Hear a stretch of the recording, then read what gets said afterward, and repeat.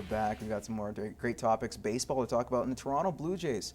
Next up, they seem to be like a Jekyll and Hyde team. There are times when they look like they're down, losing players like they did with Brett Laurie, and then all of a sudden come out against the Boston Red Sox, sweep them. Laurie also first pitch back, home run.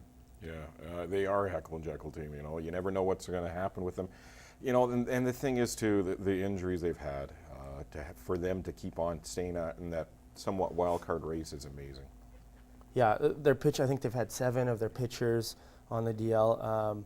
I know there's a lot of Toronto Blue Jays fans out there. I just don't think they're that good right now. I think in a year or two, yes, they'll make that push, but you look at them play, they beat the teams that are having troubles, and when they play good teams, usually they don't fare well. So I think the injuries have hurt them a bit. I just don't think they're there yet. They need a few more bats, and if their pitching gets healthy, then maybe next year, the year after, they'll have a shot. How about some of the pitchers they brought in, actually? Jay Happ, one of them, a lefty who could throw some strikes there for them. Definitely helps them out in that aspect after losing a guy like Morrow and Drabek. And the thing is, the Blue Jays are kind of a catch-22 situation right now. They could go and trade for some pitching help to get down that pennant race and try to get into the pennant race. At the same time, you're going to have to give up. You're going to have to give up some young talent, and are they willing to do that? I can't. They avoided it this time. They didn't get those superstar arms, but at least they did get some pitching help. Is that going to at least help them at least stay in the hunt? Because, as a Blue Jay fan, usually around late August or September, your team is done, but it looks like they're still hanging around, only 3 games back or so. Right, the second wild card, like we mentioned. I think the thing with the Blue Jays is you look at their minor league system, and everyone says that their minor league system is one of the best right now. So if they can hang on to those kids and show a little bit of patience, yes, they're getting better, but when these other kids come up from AAA, I think that's when you're going to see everything that everyone's been waiting for. All right, Steven Strasburg with the Washington Nationals. Nationals have had a fantastic year thus far, 4.5 up on the Atlanta Braves right now for first in the NL East. No disrespect to you, I'm just stating what was going on. But one of the keys is the health of Steven Strasburg. He's had a great season thus far. But the thing is, the GM, Mike Rizzo, saying that he's on a 160 inning pitch count. If he goes over that, that won't happen because they're going to shut him down no matter how far into a pennant race they are or how close it is. It seems to make me scratch my head a little bit. You got a guy here who is a stud and who can help you go through, but they're going to stop him? Is that the smartest thing to do if you were Mike Rizzo? Would that happen if you were Mike Rizzo? Coming off the Tommy John, there's a set. They say you should only throw this many pitches, this many innings. So I understand that from coming from the Tommy John. If you're in a pennant race, that doesn't happen every year. I think you got to pitch him. As a Braves fan, that's great. You can set him down right now for all I care. You can put him down, and the Braves will have a shot. But if you're a Nationals fan, this doesn't happen every year. They've been building towards this. I think you got to let him throw. And he's one of the great. He draws people in everywhere they go. He's a ticket, and he's one of the best pitchers. So you'd sacrifice long-term success for short-term. Well, so many things have to come together for you to make the playoffs in Major League Baseball.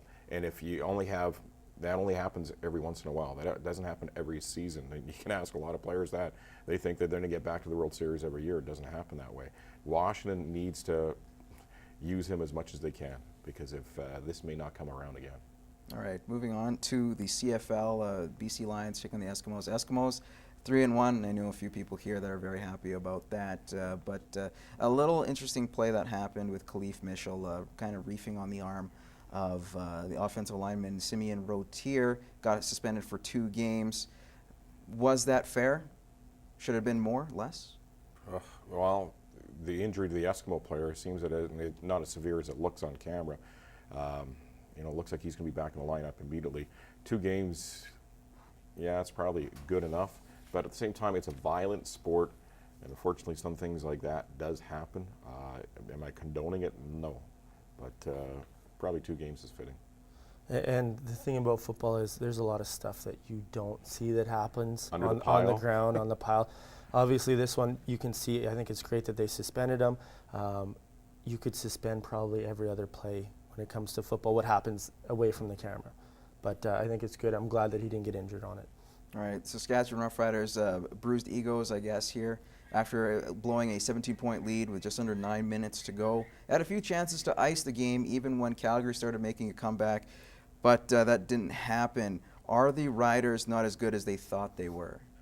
Well, it's a long season. I love people in Saskatchewan. They have such passion for the Riders that when you have a game like that, there's a few people hurting their ankles, jumping off the wagon. But at the same time, yeah, it's a lot of things could have came together, and the Riders had a 17-point lead, and all of a sudden, Stampeders chip away, and they end up winning. And you know, it's you just have to bounce back, and it's you can't win the Grey Cup in July, and you can't lose it either. So. Yeah, it was an exciting game, exciting comeback for the Stamps, but I think every Rider fan thinks that their team is going to go undefeated every single season. So I think it's just maybe a reality taste early in the year for them. If you tell the Riders they're going to be 3-1, you know, at the start They'd of the be very season, happy. Yeah. we'll Yeah. take it. Yeah. Yeah.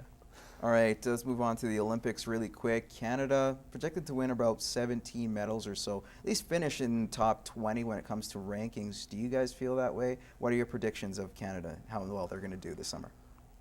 Summer Olympics obviously isn't our strong suit compared to the winter.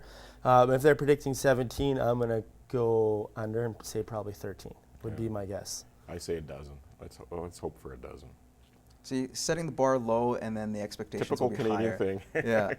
We're- Didn't we learn anything from Own the Podium back in 2010? No? All right. Well, you know what? We'll take a quick break. We'll have Over Under coming up.